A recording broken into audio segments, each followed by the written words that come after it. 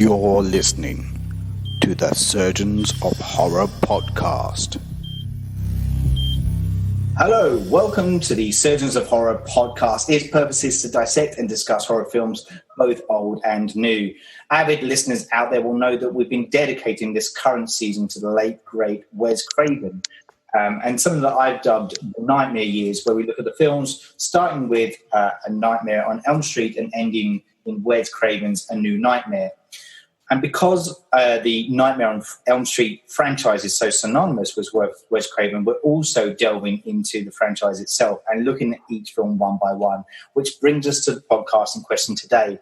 We are now at number 4, which was titled The Dream Master, and it came only a year after the third film, Dream Warriors, came out. And Dream Warriors was such a success that Dream Master, off the back of that, became such a huge film, and in fact has become it's actually the biggest selling property in the entire Nightmare on Elm Street franchise, and has a lot obviously to do with number 3 due to its success. Before we start delving into that though, let's introduce ourselves to the podcast team. I'm your host for the series, and my name is Saul Muerte, and joining me once again in the Nightmare on Elm Street franchise discussions is Oscar Jack. Welcome aboard, Oscar. It's good to be back. It's good to have you back, sir. And I think we kind of skirted around this kind of stuff in the previous podcasts or the franchise discussions that we've been chatting around.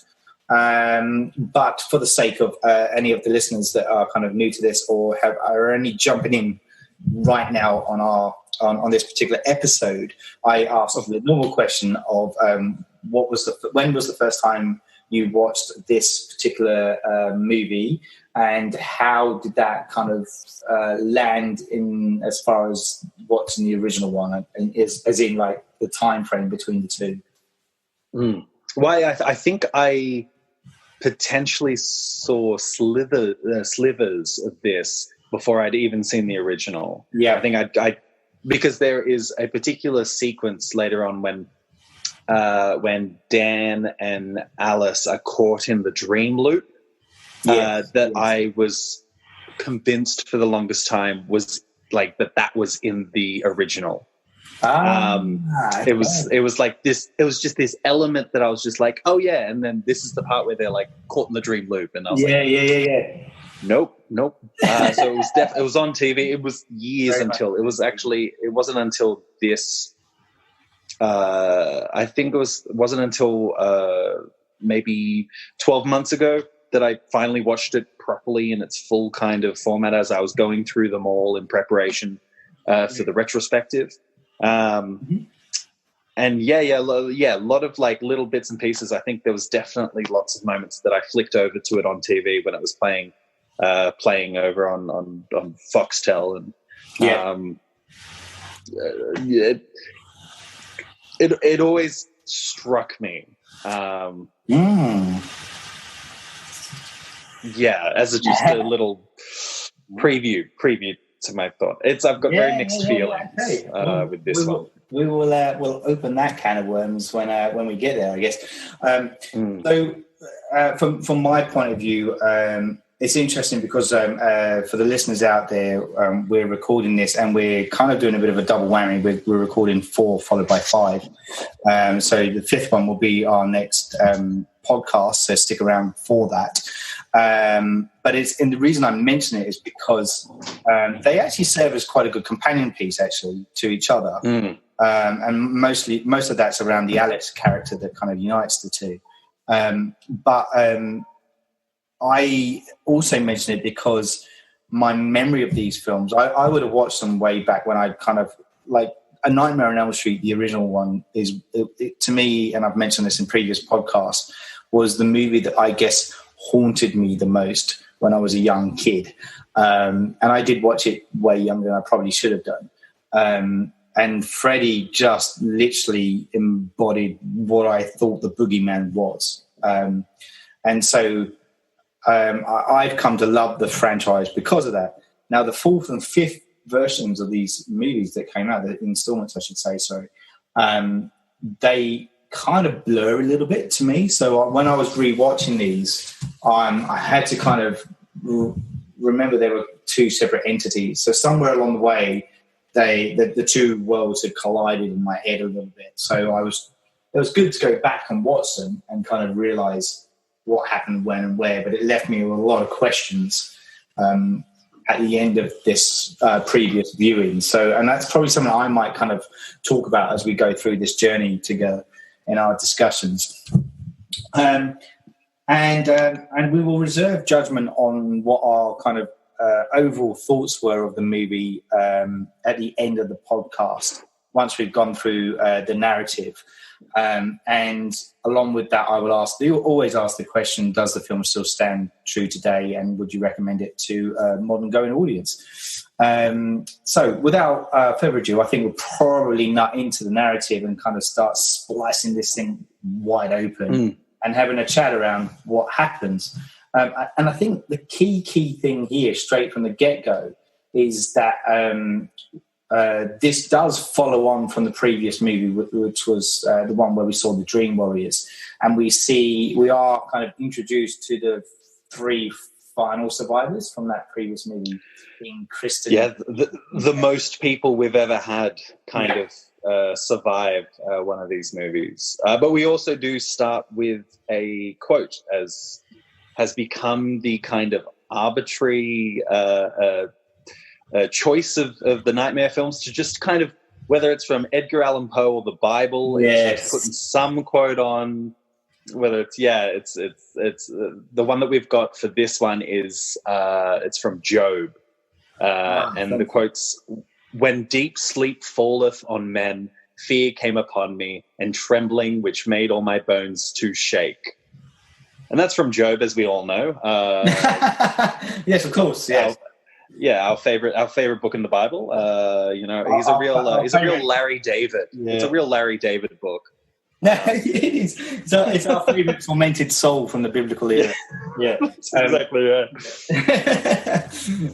That's kind of interesting as well. Like I'm glad you brought that up too, because I guess maybe as we start talking about narrative, I'll play that on my mind a little bit as to the relevance of that quote in this particular movie. Because our main kind of this is an interesting one as well, isn't it? Because I'm jumping around a lot, so I might have to backtrack a second and pick up on the plot and put a pin in that thought and pick that up in a bit. Because the key thing though is, like, even though so Joey and Kincaid are played by the same actors from the Dream Warriors. So Kincaid, played by Ken Sago's coming back to play that role again, and Rodney Eastman likewise coming in to resurrect his role of Joey from the Dream Warriors. But interestingly, we get a new face to Kristen Parker, who people would know, who are avid followers of this would know that Patricia Arquette was the original kind of person to play that role in Dream Warriors. And she didn't return this time round. Instead, we have Tuesday Night coming, who is known as, billed as an actress, singer, and designer. This is probably her most known film, I would say.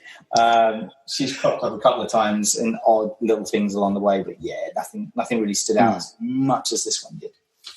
It's always hard with changing over actresses, because the first time I watched this properly, I did it with a double with Dream Warriors. Yes. So going straight from Dream Warriors to the Dream Master. Yep. I remember just seeing this woman, and Patricia Arquette's always been one of my greatest crushes. Yes. And so I remember being a bit indignant when I saw this woman who,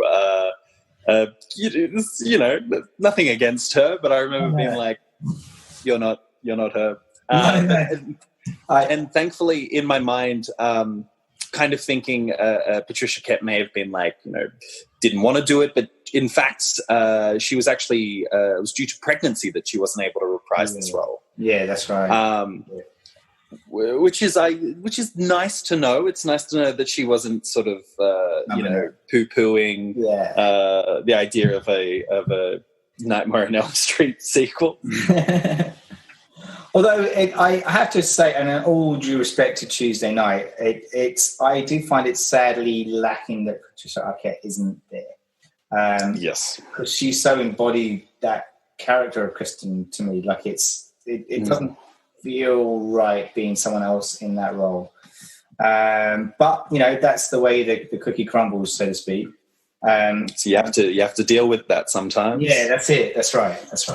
So we are faced with Kristen. So just as a refresh too, is that Kristen has the unique ability to pull people into her dreams. Which was her kind of gift, I guess, her kind of her superpower, or one of them, from the Dream Warriors. So this is important because this is an ongoing theme that will occur throughout the film. And in this instance, it's roughly about a year on or so from the previous one. And we are picking up the fact that Kristen, Joey, and Kincaid are kind of getting on with their lives. They're at high school now. And Kristen has a couple of new friends. Basically, they're going to be the new Freddy fodder. We have Alice, who we kind of previously mentioned. She's like this young girl who's always daydreaming. She has a bit of an alcoholic, abusive father who has a massive chip on his shoulder. And she also has her brother, who... A martial arts enthusiast. That's the one. A real wannabe Daniel son. Yeah, that's exactly right. So, and I was thinking that too on the rewatch of this too, because as an aside, I've been introducing my son to the Karate Kid, the original Karate Kid. And so it was quite fresh in my mind when I was rewatching this one. I was like, yes, they're so jumping on that bandwagon. So the guy's name the character's name, I should say, is Rick. And to round out the quintet, there is a girl called Sheila, and she's kind of like the brainy bunch of the group. She's African-American girl who, and she has asthma, which is a bit her weakness. We also get Debbie, who's this kind of tall, tough chick who kind of reminds me of the tough chick who was on drugs and Dream Warriors, and sure the name, but it felt like slightly less like punk. Yeah, not as punk of the time. Like yes. the she's a little bit more into bodybuilding and exercising. She's got the big 80s glam hair instead of the spiked mohawk. Yeah. But the attitude was still there. Do you know what I mean? She's got this yes. Yeah. And then she has a boyfriend. Who's the fifth one? I'm forgetting. It was the other dude. Dan. Dan, thank you. Who at school we are briefly introduced to. Though he doesn't immediately join the group. I think he and Rick, Alice's brotry, are friends. Yes, that's right. Yeah. And we just get kind of a passing moment. Yeah, because Alice has a bit of a crush on him, and he's the jock. He's the the American. He's got the Letterman jacket. First time watching it, I wasn't quite sure what his role would be. Yes. You're kind of not sure whether he's going to be a bit like antagonistic. Is he going to be like kind of the jock bully? Yeah. But he's a good boy. He's a good Midwestern boy. He is, which ironically makes him a little bit dull. Dull Dan, yes. Dull Dan. Yeah. So which is a shame because he's incredibly two-dimensional as a result of that choice. But unfortunately, that's how that one fell. And I'm being quite honest with that because, and I guess that's the thing. Sometimes when you have the focus on, in this case, the heroine, which will be, and this big spoiler, Alice is our lead protagonist in this, not Kristen, and your focus is on raising her personality, so the people around her have to be kind of a bit second to that, and the result of that is that Dan's character is a bit less, and not as enticing. Well, as well as carrying over those three characters from the last film, there's just a whole lot sharing the spotlight. You're kind of covering a lot of ground, because it isn't till we get our first kind of little glimpse of this school life where we're meeting everyone and kind of setting them all up a little bit, and then later that night is when we start losing those old cast members. I know. Huh? When King K gets brought into his dream in the junkyard, and his dog whose name is Jason. Yes. Friendly little nod to the slasher next door. That's it. Jason pees fire. Jason the dog pees fire, and I guess that opens up the earth, and get a nice little bit of kind of special effects stuff as you watch the flesh kind of come back onto Freddy's bones, and as he reaches up and has his kind of. This is the first film where we really get showman Freddy. Yeah, that's exactly right. Yes, where he's like this is maybe one of the earlier appearances of him, and definitely the most kind of spotlight dramatic. He raises up, and I think he says, "I'm back, bitch." Yes, he does. Yeah, it's like it's jazz hands Freddy. He's like like you said, like showman Freddy. They must have known that this was going to be a big money spinner because of the success of Dream had, and now they can afford to have fun with him, and Robert Englund can afford to kind of just let loose a lot more with that too. So just the only slight thing I'll just backtrack on before we get the Kincaid dream sequence is that has been kind of warning Kincaid and Joey that Freddy's back. He's not gone away, and they're kind of saying like he's dead. And she brings them into his. Sorry, say that again. She brings Kincaid and Joey into her dream, and to kind of show them, and they take her down into the boiler room and prove to her that it's cold, it's frozen, like there's no heat there. That's because Freddy's gone, but she's not convinced. And as you said, then we get the next kind of night really, and that's when Kincaid has his dream sequence, and as you say, he wakes up in an old junkyard. Same junkyard that's John Saxon. Yes, buried and holy watered up. Freddy's bones. Last movie. That's right. Kincaid goes running. We get a nice little taste of his super strength as he pushes a car off and it crushes Freddy. And you think he's feeling pretty cocky, but pretty quickly we realize whose movie this is. As he screams out, "Freddy's back!" Freddy's back, echoing as we like zoom further and further out as he's trapped in this labyrinth that you see occupies the entire planet. This labyrinth of junkyards. As he's our first victim, and pretty early on. Well,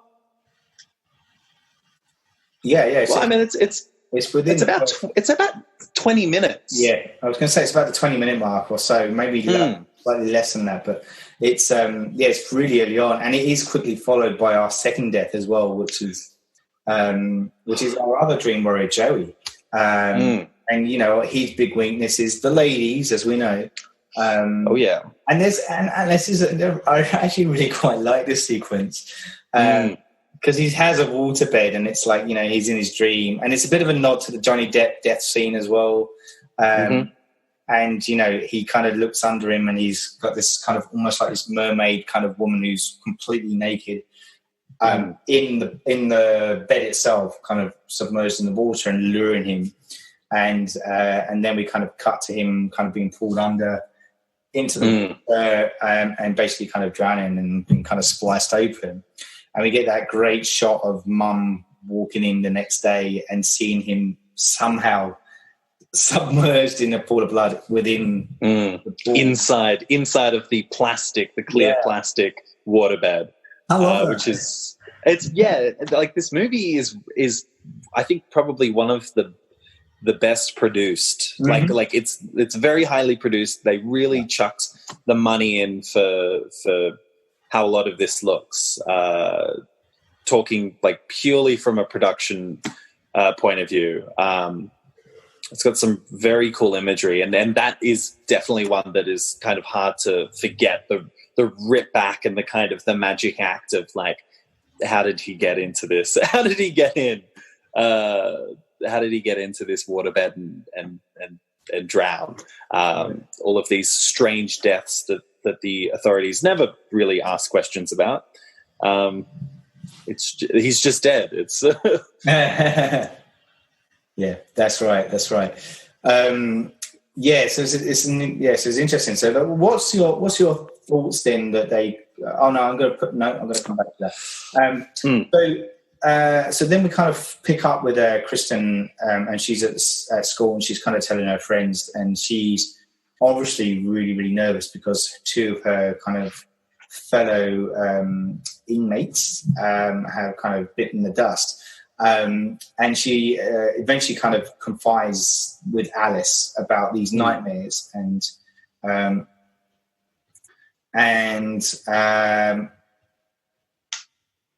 somehow, I can't remember, maybe you have to remind me of this, but somehow she hits her head and she kind of has another bit of a dream of being attacked by Freddy, but she kind of gets revived, and I can't remember how she hits her head now. Yes, it's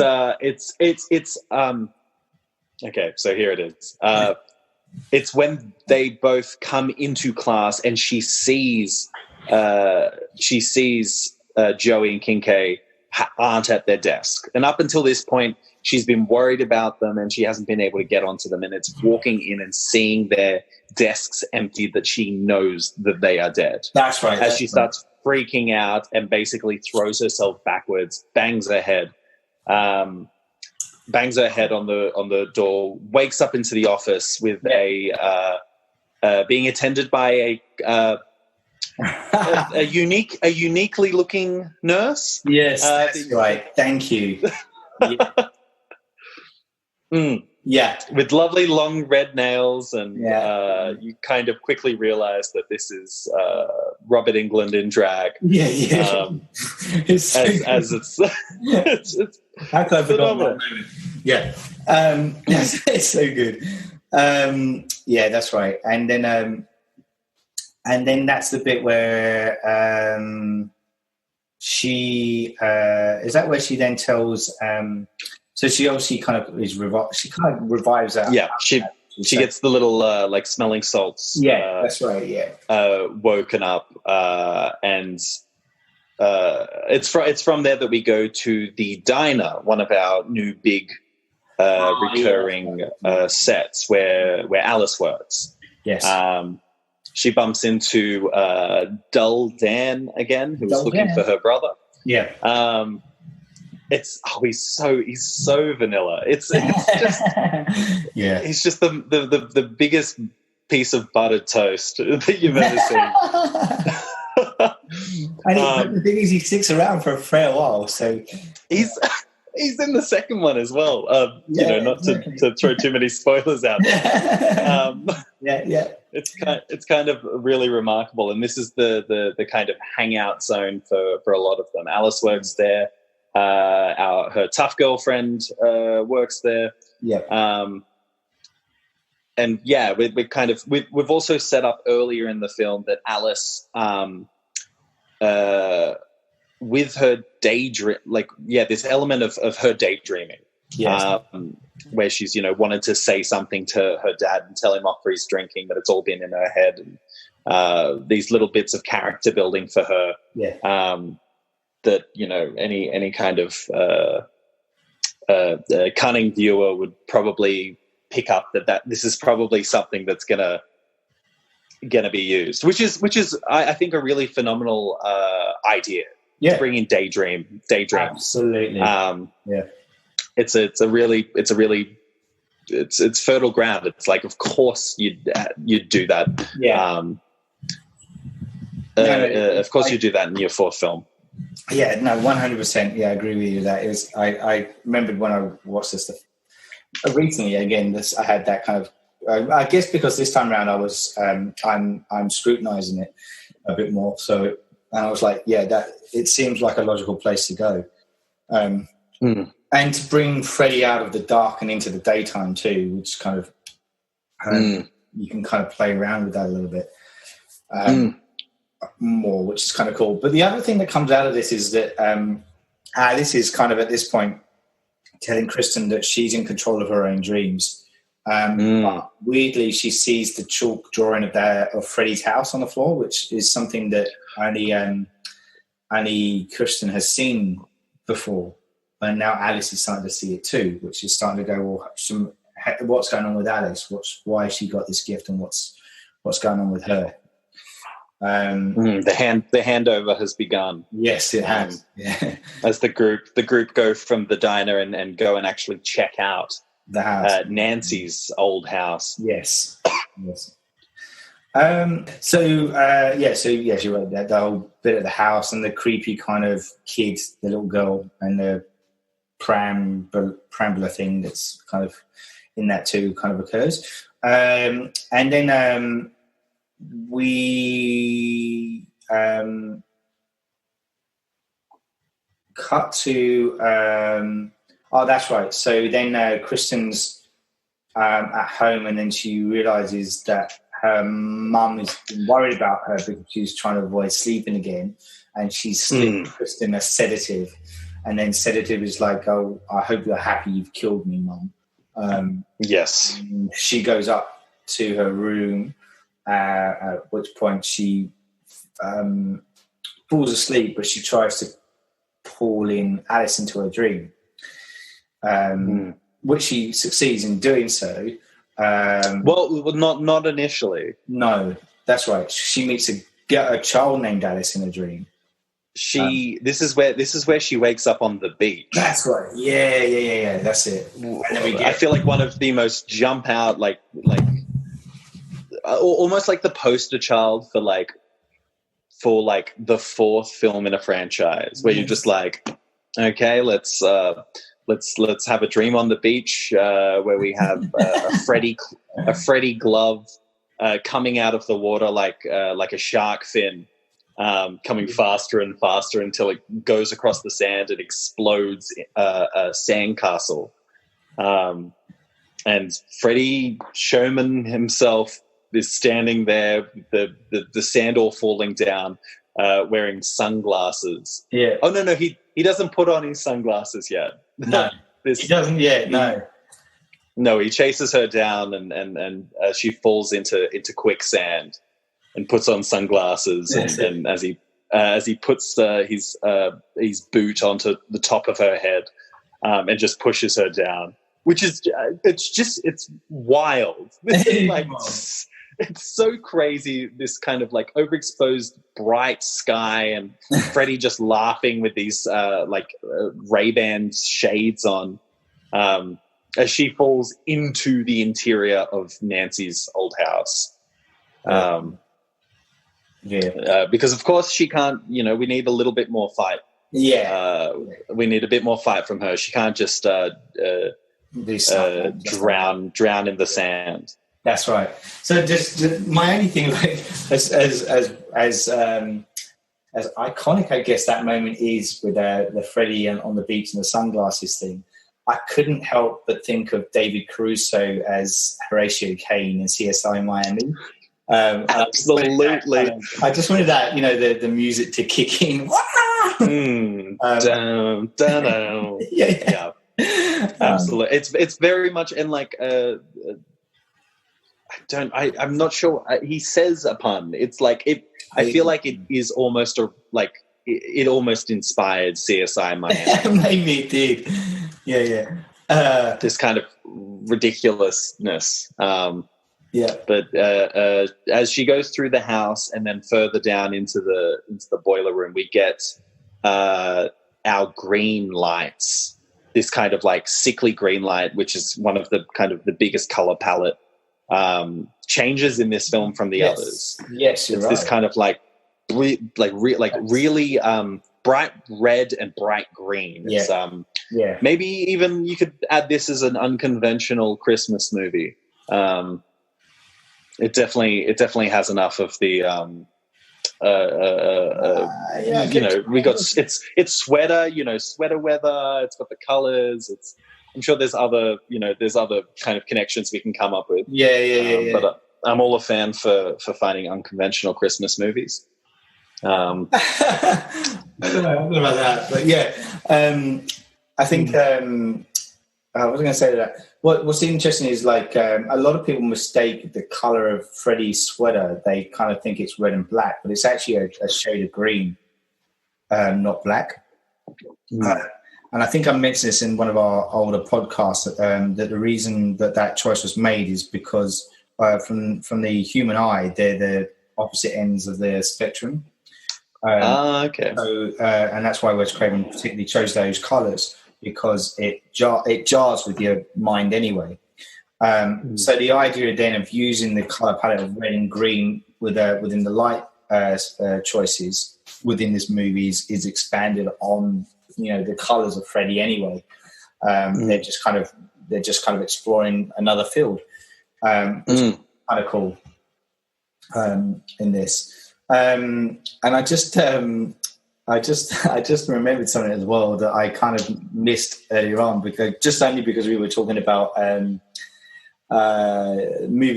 quotes, from Freddy, and the line when Joey is killed earlier on is that Freddy says something along the lines of "How's this for a wet dream?" Which I think was just great. There's a few kind of known quotes in this one that's kind of tips a lot of people's favorite quotes from Freddy and his particular film.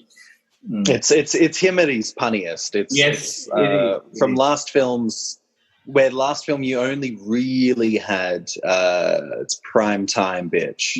That's become kind of the template for this, and a lot of the pun stuff was from Robert Englund improvising them on set. So you can see kind of as it goes along, he gets so much more power creatively in these films, and such such an ownership over Freddy. That's right. Well, even the filmmakers themselves recognize at this point that the audience was starting to see Freddy as almost like a hero figure. That people go to see Freddy, and it's the same with the other slashers, like Jason and Michael. People go to see them, not the heroes of the actual show. They're there to go and see and champion and cheer on these ones. So, and this one is really the bit where this particular movie is that turning point, I guess, is my point. Absolutely. So we, as we said, we pick up in the house, and Kristen is in that, Nancy's old house. And this is when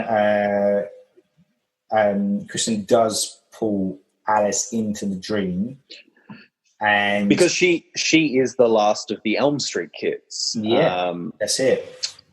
Which would be the end of Freddy's line. And so he asks her to call someone in.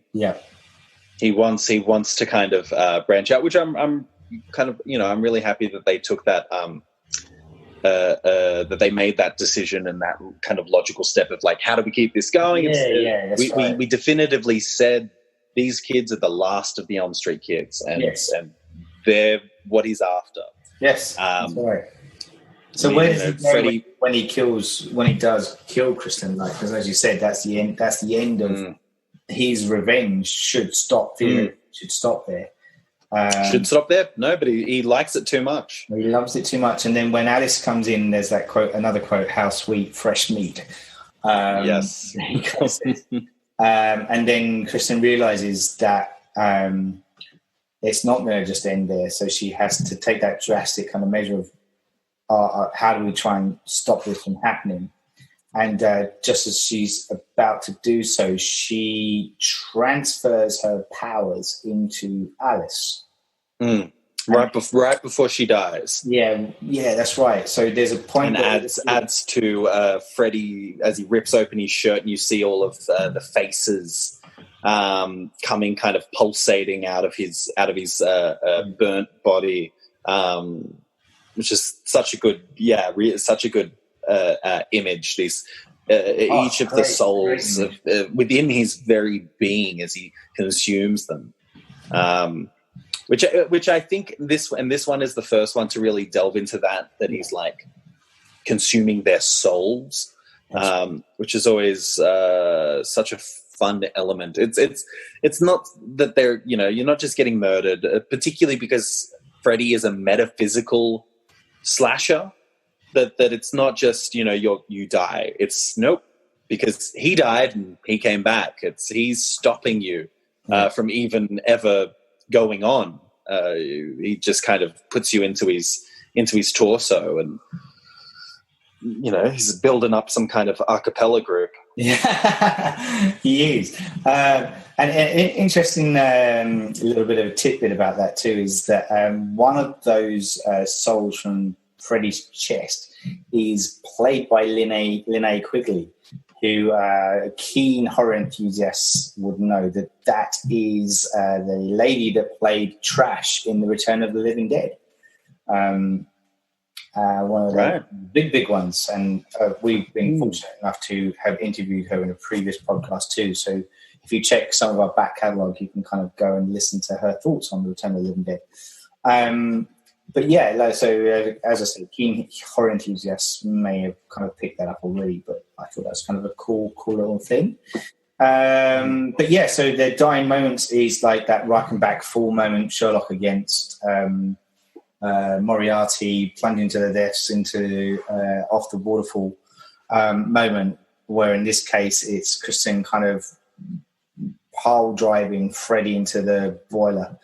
And kind of they're both consumed with fire, but not without her projecting her powers into Alice before Alice wakes up. And knows something is wrong. Yes. As she grabs her brother and they run over to find the Kristen. house is on fire, isn't it? Well, it's just her bed. It's just her bed at the moment. Right, just the bed's on they fire. kind of burst open the door and just kind of stand there very calmly as the whole room catches on fire. That's right. Not calmly, they're very distressed. They've lost a good friend and a girlfriend. They're calmly distressed. Yes. Yeah. So this is where we truly know that the knighted glove has been passed on, and it will. Freddie has a whole new meat, as he said, to kind of attack and in their dreams with the next group, which is the kids that we mentioned earlier with Alice, her brother, and a couple of the others that are in there. And Alice then kind of tries to work out what's going on, and she's quite a clever cookie, Alice. So she starts to kind of look into the history of Freddy a little bit and work out who he is, and does a bit of journalistic kind of stuff without Google, because that wasn't around then. Going into the old libraries and checking out old newspapers and all that jazz. What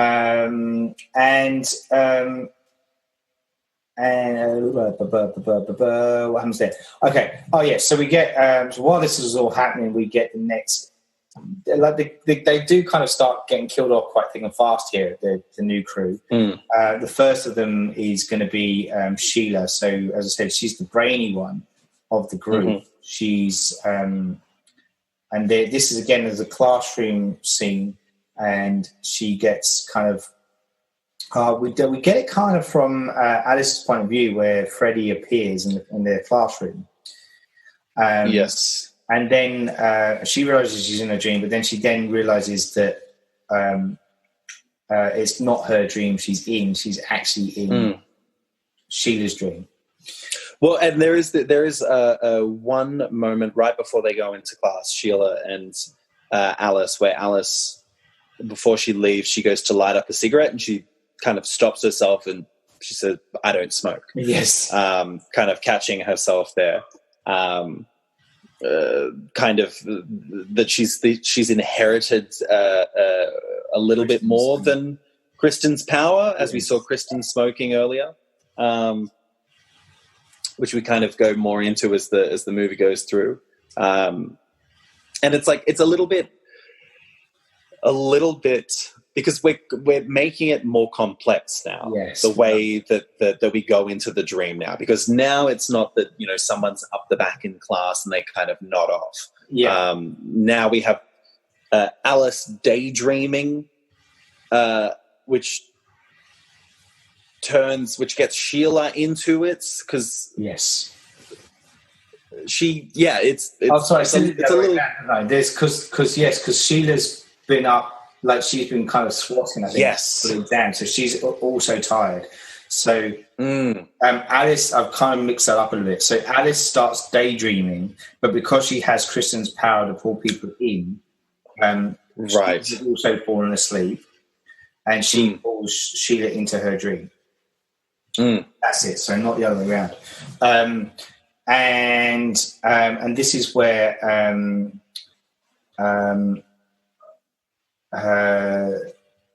yes, that's right. And this is where Sheila starts panicking because she can see Freddie, and through the panic she starts to have an asthma attack. And Freddie's sitting up the front, slicing up an apple with his claws,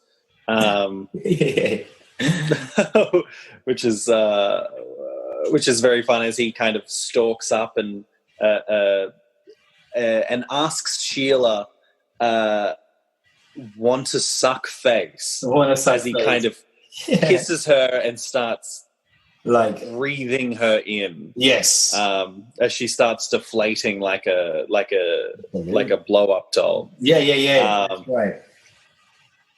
And whereas in the real world, and it's great, like she in her eyes are bugging out and her hands are kind of deflating. Whereas in the real world, she's having an asthma attack and she can't breathe. And yeah, it's great. I mean, I love the play on the imagery of this, because obviously, like, as being somebody that's suffering from asthma, it's that ability, that notion of not being able to actually catch a breath and hold a breath, and this being a bad version of that. So in her dream, it literally translates as like she's running out of air, and that's Freddie is the one sucking that air out of her, and in doing so, sucking the very life out of her.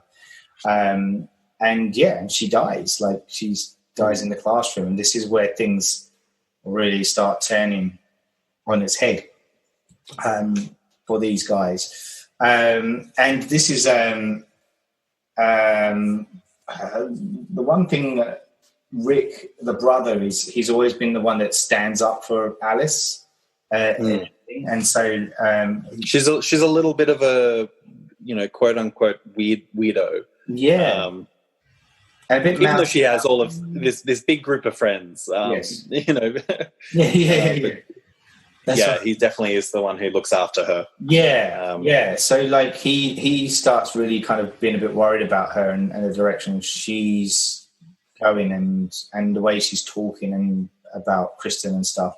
And obviously he was there to see Kristen's better light as well. So he has he's almost kind of willing to agree that something weird is at play.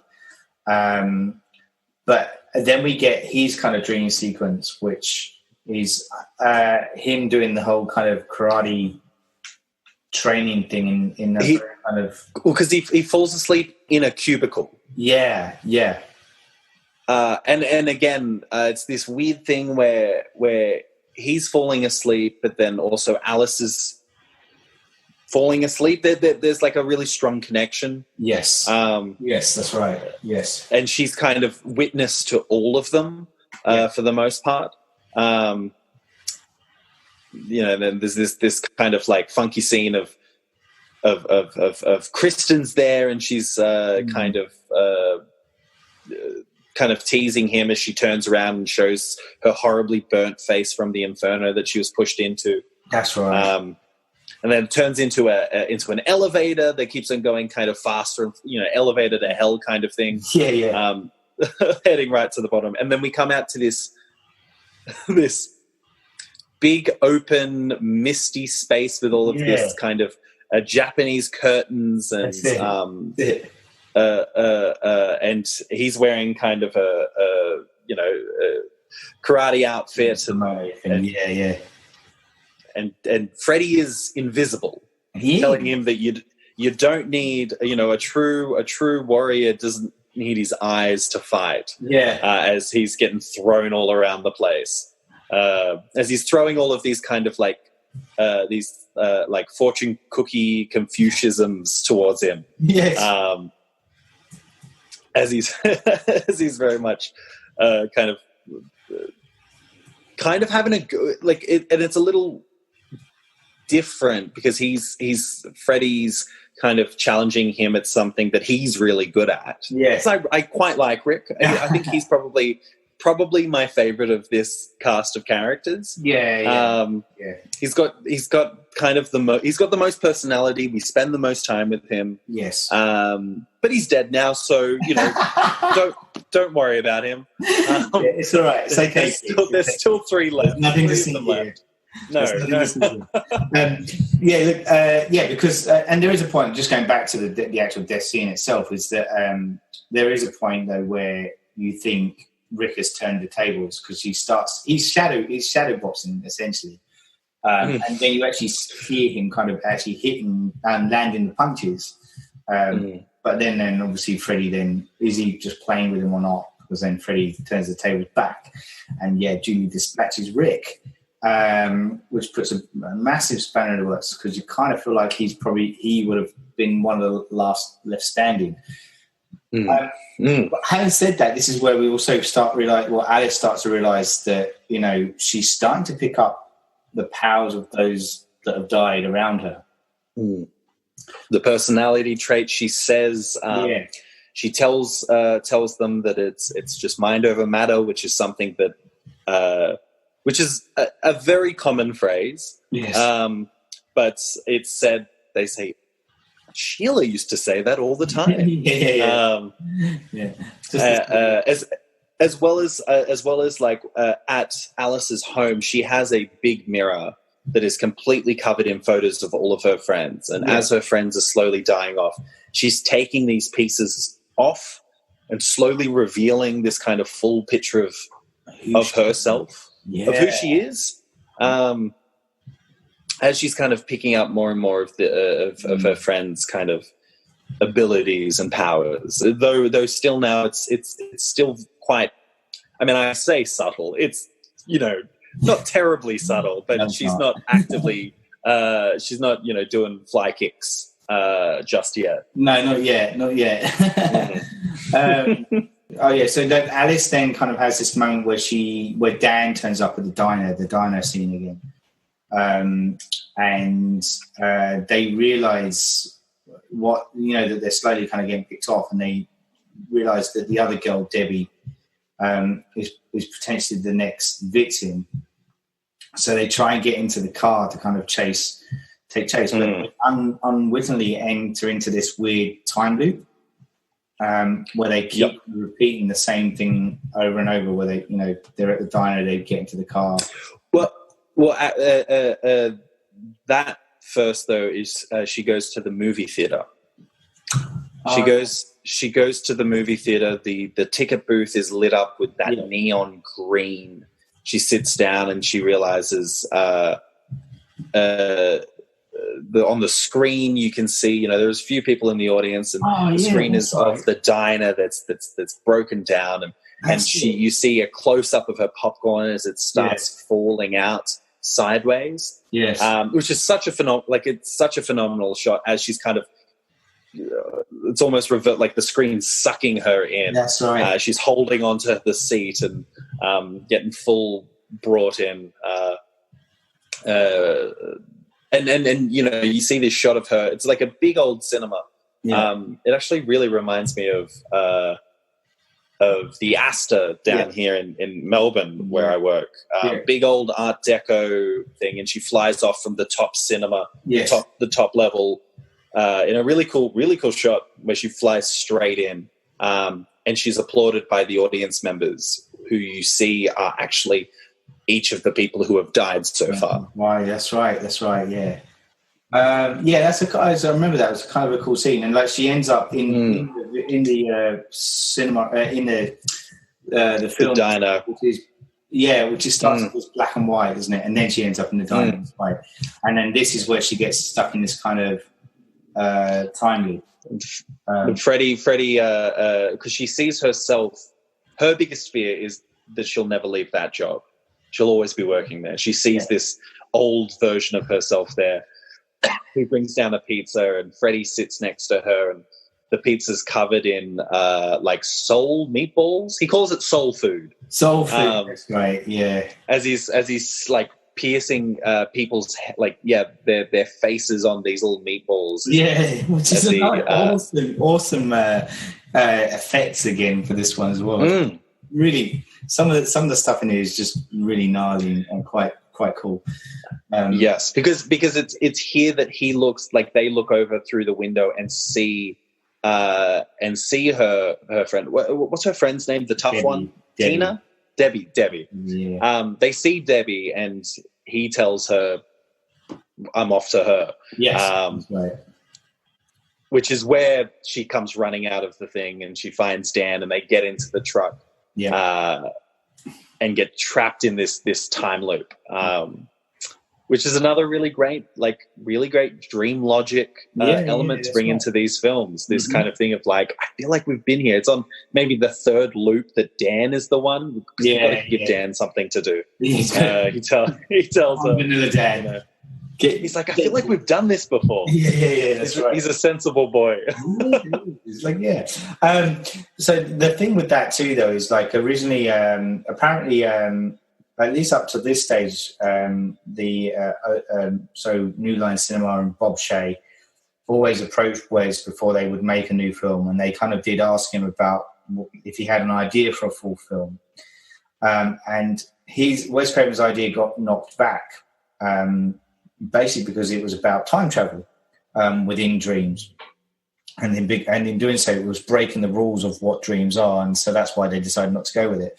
But I find it interesting that this little bit is in there, because it almost kind of maybe kind of lifted a little bit from what Wes may have been playing with as an idea.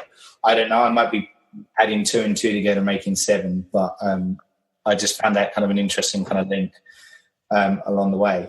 But yes, as you said, Freddie then kind of gives chase to, and this is where we see Debbie doing the kind of weightlifting kind of thing. She's doing the bench press, you know, she's pumping her irons, and Freddie's does the nice thing and gives her a spot, pushing it down towards her. Yeah. As we get this awful effect of the arms just being pushed back and back until until her elbows break. Yeah, that's right. And her arms just flop fully back. It's a great piece of effects, but it's probably the most gnarly thing to watch, because you feel that like it's one of those like butt clenching kind of moments when you watch it. Oh, it's horrible. But then, so like interestingly, like so the other thing that's I didn't think it was played on much until this point, but apparently Debbie has a fear of insects and roaches, and then it's almost we get one moment. Yeah, it's one moment early on where she stomps on a bug and kind of freaks out a little bit. Yeah, to me that was a bit kind of dismissive. It was wasn't really kind of played on too much. And then, so this moment here, we get almost a bit of a naked lunch moment, or very Kafka metamorphosis. Where she starts to turn into this kind of giant kind of cockroach creature.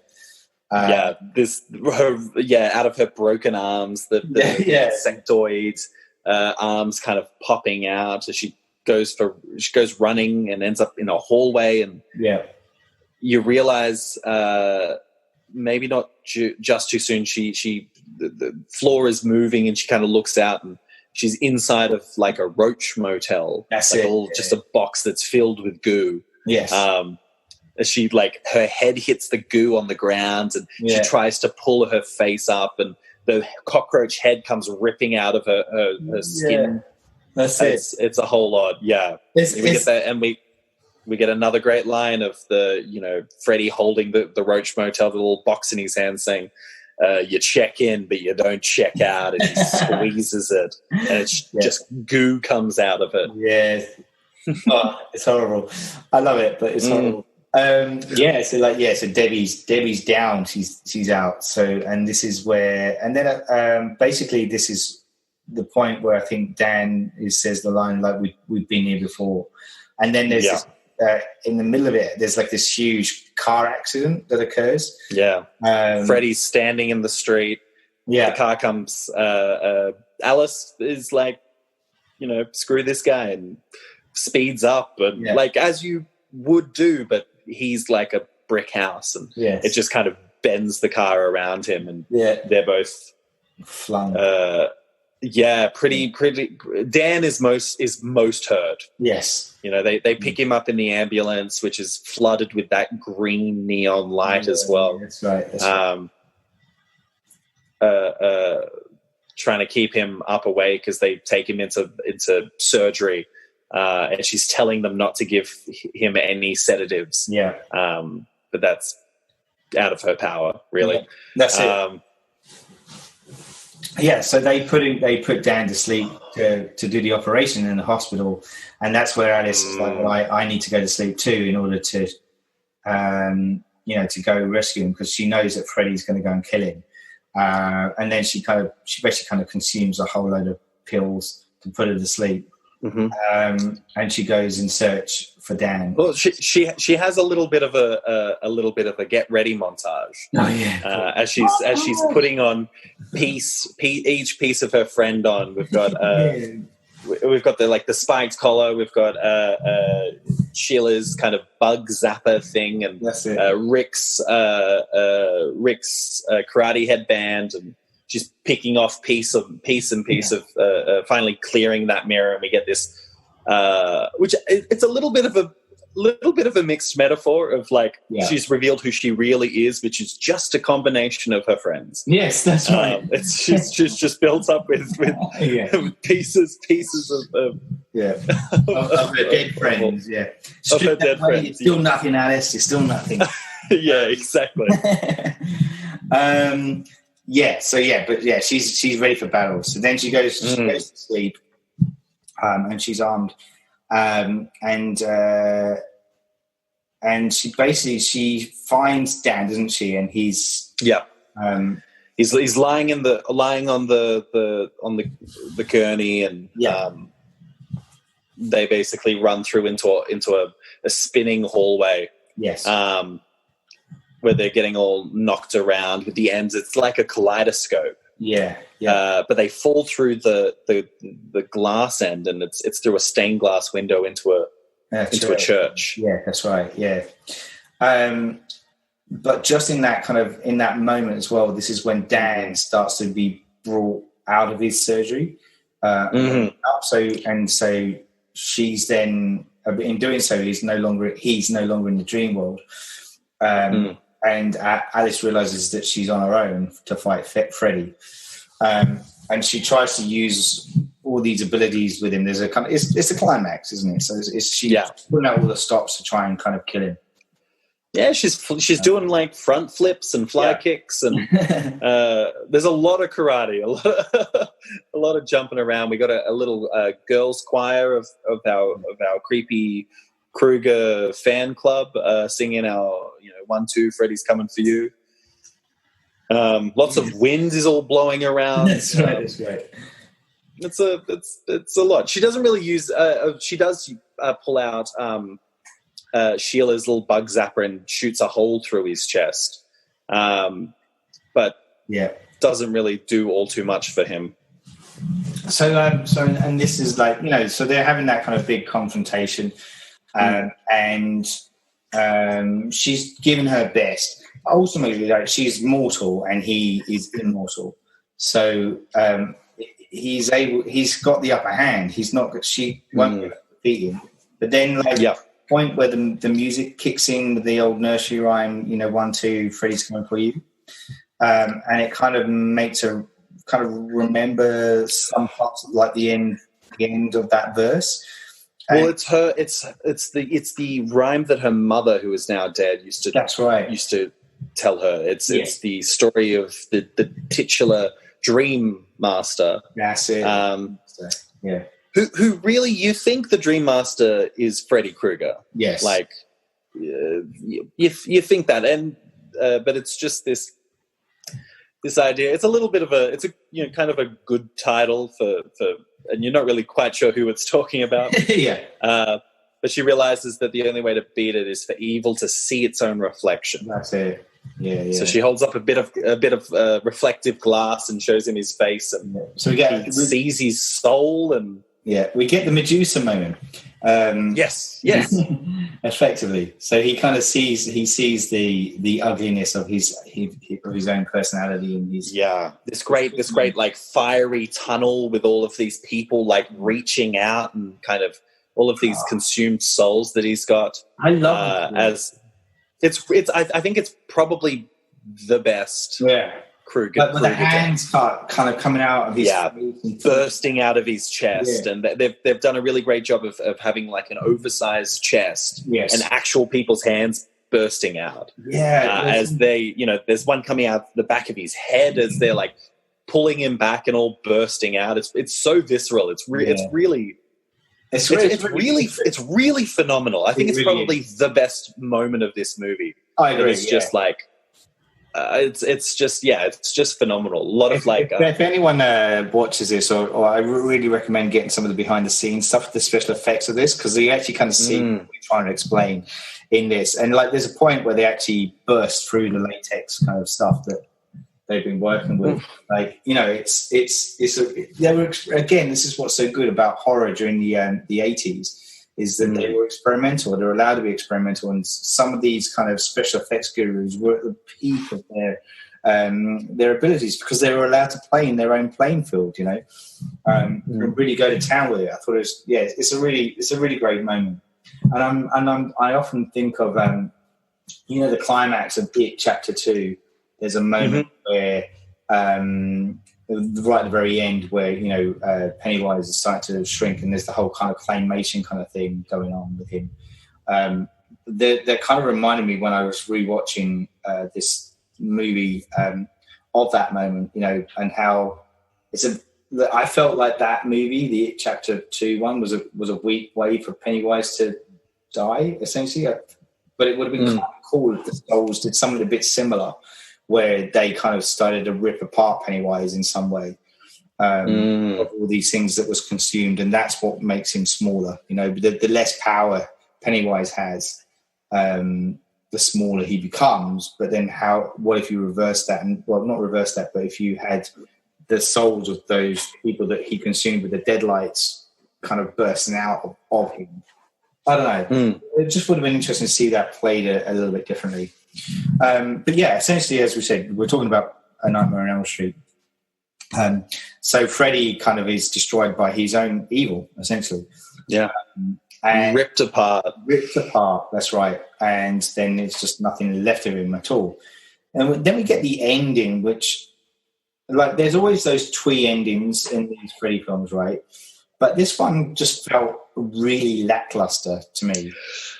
Yes. Like Alice and Dan are holding hands. Now they're a couple. I guess like I feel like that always makes a bit of sense, is that, these people go through such trauma together that, like, who else is going to understand what you're going through? They're at a wishing fountain, and they flick a coin in, and in the reflection she sees this kind of murky image of Freddy. That's destroyed by the coin kind of splashing in, and it goes away. And Yeah, that's it.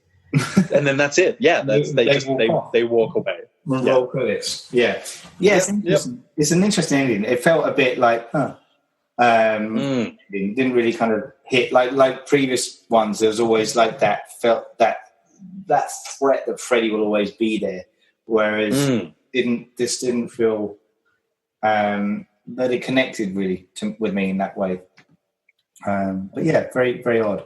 All right, so we round out the narrative. So let's go back to what I was saying right at the very beginning of the podcast. So what was your initial reaction to this film when you first watched it?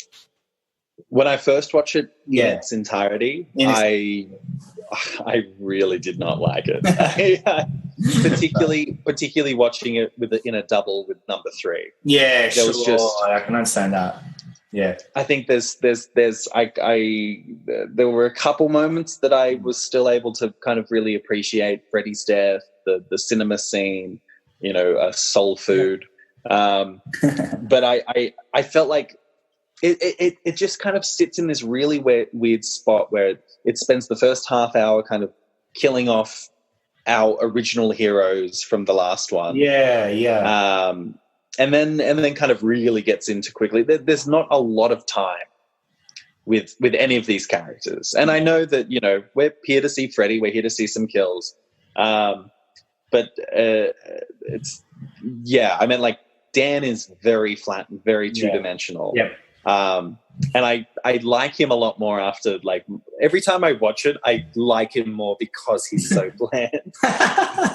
He kind of has no business being in this movie. No. But you're like, how did you end up here? Like, I think he's new in town as well. It's this real kind of funny kind of situation, but this kind of new group. Every new movie needs new friends, and when you're dealing with like Friday the 13th, you're not really being like, oh, we've got our survivor, and now they they're all of their friends were killed off last movie, and now they have new friends. Whereas that's what happens with this one, because it is located in a town instead of like a far off camp where people go to.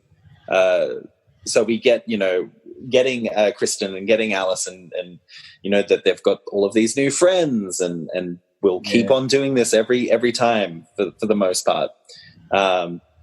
It's a bit kind of flat. I was very underwhelmed. I was kind of yelling at the screen a lot. Being very confused at like when they went into dreams and when they came out of dreams, and it was all very kind of like wish-wash. Yeah. What about for you? The first time you kind of a little bit similar. I remember because the Dream War was just so kind of present in my mind, and I think I said this to you. It's the one outside of the original was the one I've definitely watched the most. And I think there's a good reason to it. It would have been good to have explored the world of the dream world more, and there are no rules within dreams. It's the stuff of imagination, so you can go anywhere with that. And I felt like that was missing here. That kind of certain magic wasn't evident in this film, and so I kind of had that. That's how I came out of it. I was just like, oh, okay, and I felt we spent all that time in the previous film dedicating ourselves with the Dream Warriors. That you kind of want them to be the ones that are or at least one of them left standing at the end. Do you know what I mean? So because even in the Dream Warriors, in the end, we still don't really get a lot with them. Like we don't get kind of the big epic fight, which kind of you start off with this one, you see that they're all together. Yeah, it's exciting. It just kind of feels like they couldn't get Patricia Arquette, so they had to just rewrite the rules. They had to kill everyone else off. Yeah, that's it. So the other thing is too, like I don't know if you've caught the trailer for the New Mutants, which is out at the moment. But to me, that feels like the dream, like the X-Men's answer to Dream Warriors, where these young kids, they're kind of trapped in a space and they have these powers, and then they basically let rip. That's wild. That I'm so much more excited for that movie now. But of course, like they even have they even use the iconic kind of Freddy face coming out of the wall. Yeah. That's clear as day. And if you look at look at the font as well that they use in New Mutants as well, it's very telling. But yeah, so kind of like I'm hoping that we'll see, because that movie itself has been in production anyway. Mainly because Disney, I think Disney didn't really know what to do with it, because it's a dark version for them. But yeah, it would be interesting to see, because it's been a couple of years since that's actually been finished. But obviously they keep tweaking things. So it'd be really curious to see how that comes out. But to go back to Dream Master, I was kind of wanting more of that kind of exploration, to kind of see where that would go, or to explore dreams a lot more, and that no boundaries kind of stuff. I mean, I didn't mind Alice's journey, I have to say. Like I felt like that was an interesting journey. I felt that kind of, and I know we joked about the build up of her character is kind of hanging on the friendship of others, but the strengths of her friendships. But that's a metaphor in itself, that we are. We do kind of build up ourselves with those. Basically, we're as strong as those that are around us, essentially. Anyway, so I don't know where I'm going with that, but yes, I just kind of felt a little bit let down by the actual kind of ending of that film, and wanted it to be more. But it's interesting that as I said at the beginning, it's the one that got the most money. Like, of the whole franchise, this is the one that's still earned the most. But that's because of Dream Warriors, So interesting. I know that I was looking at a lot of the extras too, and the director for this is a guy called Rennie Harlin. He's this Finnish guy, and he hadn't done much before that. He's a bit of a known person, and even Bob Shaye was unsure of hiring this guy to begin with. But essentially kind of went on a whim and went with him. And the guy, he went on, Rennie Harlan went on to direct Die Hard 2, Cliffhanger. Unfortunately, did Cutthroat Island, which he got the Golden Raspberry Award for Worst Director for. But then he swiftly followed that with The Long Kiss Goodnight, which was also Gina Davis and Samuel Jackson, before then teaming up with Samuel Jackson again for the Deep Blue Sea. Oh, sorry, Deep Blue Sea. The Deep Blue Sea. Deep Blue Sea. One of the great shark movies. Yeah, that's it. Genetically altered human in a brain, right. human brain in a shark movies. The sharks just I think the directing is pretty good in this. Yeah. I think the I feel like my issues ultimately comes down to script and just like everything that they're trying to push in, because the effects are really top notch. I don't think the acting is particularly awful, but particularly in the realm of slashes or this kind of like horror.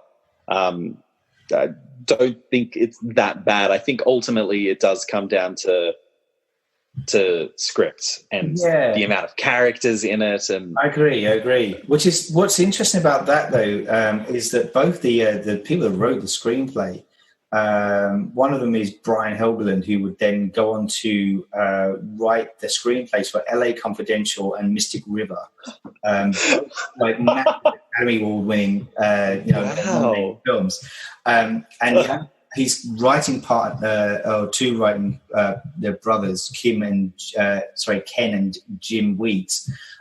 They would actually write the screenplay for Pitch Black, which was the original one I'm talking about with Vin Diesel. Yeah. Which, has its moments. So, like, it's not like they're not bad screenwriters. But obviously... I feel like it's the situation, because I feel like it's because I can almost know for a fact that the director wouldn't have had that much. It would have been. It's a real studio picture. Yeah, they don't have Wes any longer. They don't have that kind of key creative who is that's right. kind of able to steer the ship creatively. It's there's a lot of being like, tying up Dream Warrior stuff and Oh yeah, that's right. There's a lot of script holes in this. Like there's things that don't kind of make sense. Something that I should probably add with that is that at the time of writing this too, there was a writer's strike in the States too, so that had a big impact on the way that this was put together. And I think that's that makes a lot of sense. Yeah, so it's there's a few things that's kind of coming into play here. So, and it is essentially like they're trying to weave together. It's the fourth one, in a franchise, which is always a tough one to do. And they're trying to basically weave in the stuff that made 1 and 3 so good. But in doing so, we are left with nothing original.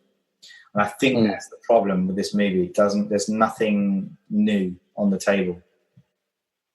Not enough to kind of justify itself. There's a lot of kind of, I shake my head a lot at this movie. Yeah. At particular choices, even though I say for the most part, all the deaths, I'd say maybe 80% of the deaths are really phenomenal. Yeah, the deaths are good, and the effects are really good too. So you've got to kind of applaud that. And Robert Englund is really owning his character here too. So let's not forget that. Yes. But yeah, like it's just missing that little bit of ingredient, the meat essentially. Consider it's fresh meat. There's not a lot of meat there on offer. So bare bones. That's it. Cool. So I guess just before we bow out then on our discussions here, I'll ask the question: do you think the film stands true today, and would you recommend other horror film lovers to go and see it? I probably wouldn't. Yeah. It really comes down to the line. I would say I would be more likely to recommend all of Nightmare on Elm Street. I wouldn't ever say, like, you gotta watch number 4. Like, stop what you're doing. The Dream Master is where it's at. I could never see myself doing that. I would say it's got some good things that you could probably, some good scenes that you could look up on YouTube. I agree with that. But as a whole, not really. I think you're right. I think it is like you're really only going to get into this if you're going to be dedicated to watching the franchise as a whole, for sure. And so, with that in mind, like, where would you place this from 1 to 4? Is it at the bottom of the pile or? I think so. I think it is, because I've got a soft spot for number 2. I know you do. Yeah, that's why I asked just how weird it is. But also, like, I will say that like my last, like, from my first screening to my most recent screening of number 4, I am warmer to it. I have warmed a lot more to it, and I'm more forgiving of it. Okay. But I wouldn't necessarily sort of subject someone else to it. Sure. I think there's a lot. There's stuff to enjoy there, but it's currently at number 4. They titled it well. Nice. All right. I think on that note, we will bow out of our Nightmare on Elm Street discussions as we have looked at the Dream Master, the 4th installment of the franchise. And until then, stick around for our next podcast, which will be looking at the 5th installment called Dream Child. Until then, I'm your host, Saul Muerte, and I was joined by Oscar Jack. Thank you. You're listening to the Surgeons of Horror podcast. Music supplied by Peter Nezik. For more discussions or podcasts, head over to surgeonsofhorror.com or head over to our Facebook and Twitter sites for the latest news and updates.